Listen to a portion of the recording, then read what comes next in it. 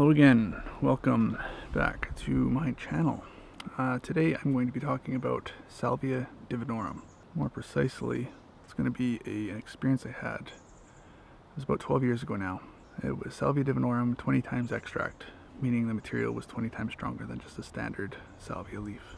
My wife and I, we were walking through a convention, and there was a head shop in the convention, and they were selling like bongs and rolling papers and stuff like that. And I was buying, I don't know, maybe a little pipe or something, and I go to the checkout, and the guy's got this little stand there, and he's like, "Hey, have you ever tried salvia?"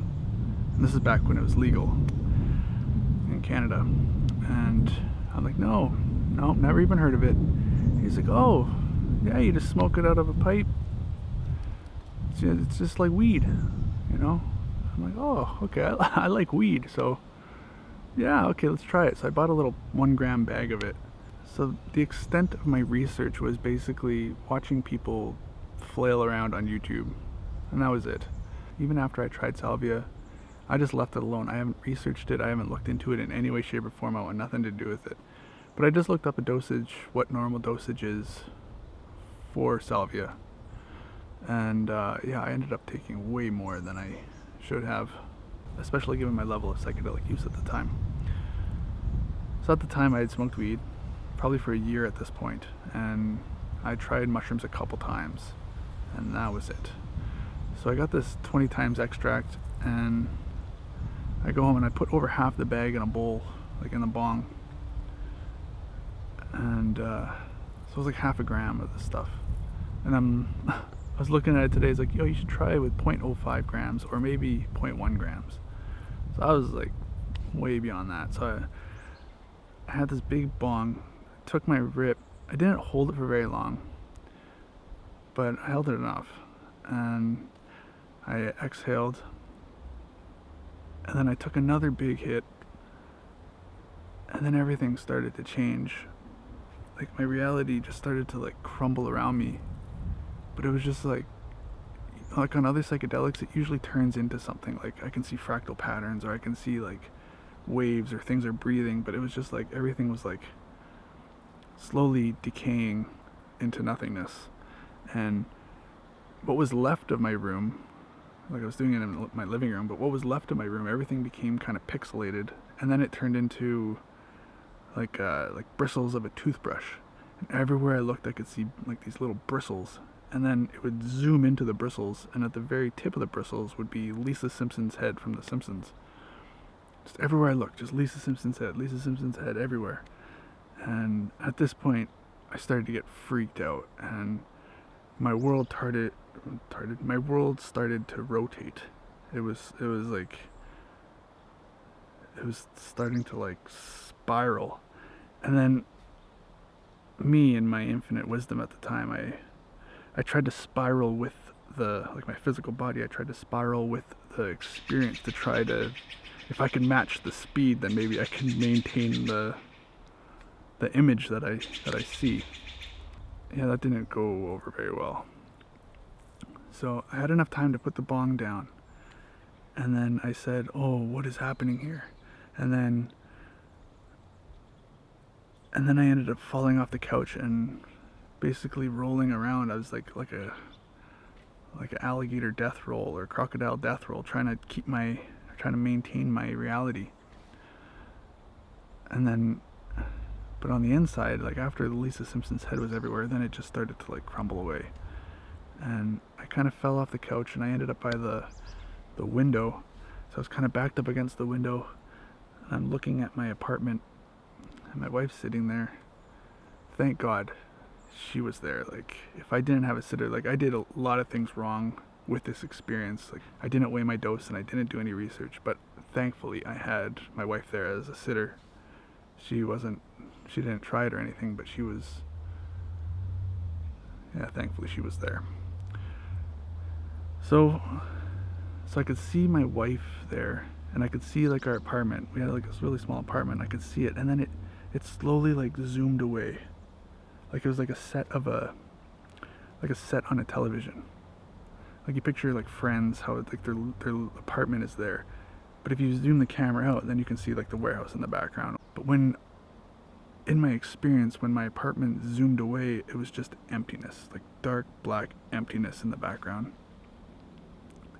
And it started to like zoom away from me. And that's when I like lost it. Like I fucking lost it. Just like screaming bloody murder. And like my whole life, my apartment, this is my life, and it's just like being like stretched out into nothingness, and I could see it like so far off in the distance. And then it was like gone. And then it was just like blankness. And meanwhile I'm freaking out and screaming externally, but internally I can't see anything. And then I could see off in the distance, I could see the apartment come back. And it would be like, it would just come right back, and then I'd be there, and everything would be perfect for like a split second, and then it would go away. And then I caught on to like this was going away again, and I just started screaming at my wife, have a good life, have a good life, have a good life, because I didn't think I was going to ever see anything again. It's fucking traumatizing. And this just kept happening, like this, like coming back and going away, and coming back and going away. And then finally it like came back, and it was like slower. Then it went away just like half the way. I could still see it off in my distance, and then it would come back, and then it would, like, eventually it stayed there. This happened for about 10 minutes, maybe 10 minutes, yeah, roughly. And after that 10 minutes, for about 40 minutes, I just kept. So after that experience, my mind was on this like loop of, I would ask my wife if this is normal reality, and then she would say yes, this is it. I'm like, okay. And then I would have like a memory of my experience. Oh no, is this normal reality? Is this normal reality? And then yes, it was like that for 40 minutes. She needed to like reassure me over and over constantly. Yeah, it was absolute hell. So that was really my experience. Like, I screamed so loud. I've never screamed so loud in my entire life. Like, my wife actually thought that other people were going to call the cops because it sounded like I was being murdered. Just like I was screaming 10 out of 10, and then I turned it up to an 11. Like, I didn't think I could go that high. Oh man, it was horrible. So like I can honestly say that I'm thankful for every psychedelic experience that I've had. Every single one. But this one took me many, many years to come to that place. And even like with working with LSD over the last few years, I really started to notice that I actually had PTSD from this experience. I started to I just was able to see how I was afraid of like everything just like poof. So then I had some salvia left over in the bag, and I had some friends come over after that. Like, not the same day or anything, but this is a different time. And, I was just like, here, try this stuff. Like, I'm not doing it. And so they were playing around with it. Nothing, no breakthroughs or anything, but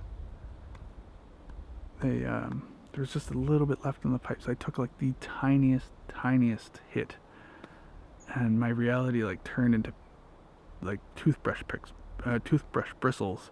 And then I could see Lisa Simpson's head. I'm like, oh no. But luckily that was all that happened. So that showed me like I was gonna repeat that experience. So I'm like, no, I'm not going through that again.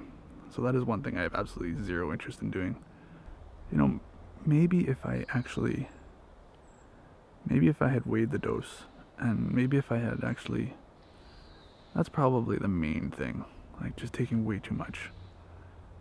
But if I had went into it just taking a low amount and then slowly moving up, which is what I like to do nowadays, if I ever try a new substance, maybe I would actually enjoy the experience, and maybe I'd actually have some interest in trying it again. But because I had such a horrible experience, I have zero interest, and and I'm okay with that. With that said, thanks for watching. Thumbs up if you liked the video. I'll see you on the next one. Bye.